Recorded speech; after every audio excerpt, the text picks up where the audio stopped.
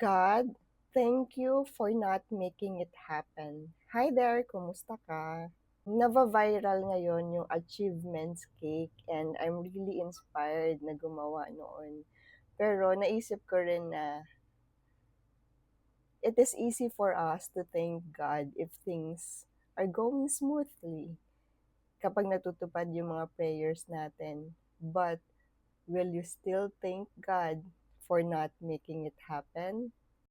Kaya this year, I'm not lighting candles for my achievements, although I am very grateful for all the things God has done in my life. God has answered impossible blessings, prayers in my life I never thought I could have this year. But also, I'd like to acknowledge God behind the scenes of my pains, of my cries this year. Kaya, Jesus, salamat sa mga unanswered prayers. Hindi pala you know, but protection. Thank you for the doors you closed, kahit masakit. You saved me from places I didn't belong. Thank you, Lord, for the dreams that broke me, but it led me closer to you. Thank you, Jesus, for every trials that almost broke me.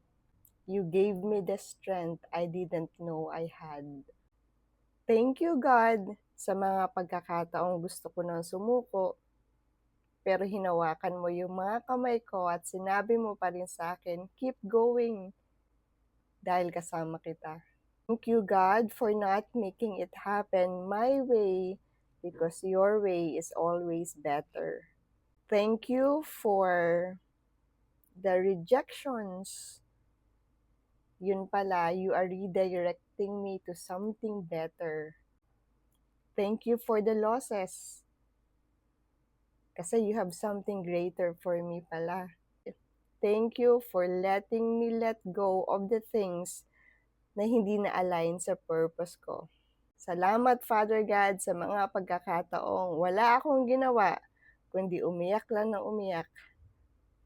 Dahil sa mga pagkakataong iyak lang ako ng iyak, doon mo pinakita sa akin na tunay nga, you are close to the brokenhearted. And you wipe out all my tears. Thank you, God.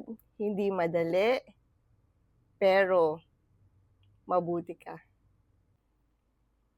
Kaya, kapit lang tayo. Dasal pa tayo. Thanksgiving, despite of the circumstances, is the key to greater blessings. Sabay-sabay natin i-declare that 2026, great opportunity for us to receive greater blessings from God. At makikita mo, ang Diyos na naghimala ng 2025 ay siya ring Diyos na magbibiyaya at maghihimala sa iyo sa 2026. Siya pa rin ang Diyos na mabuti. God is working behind the scenes.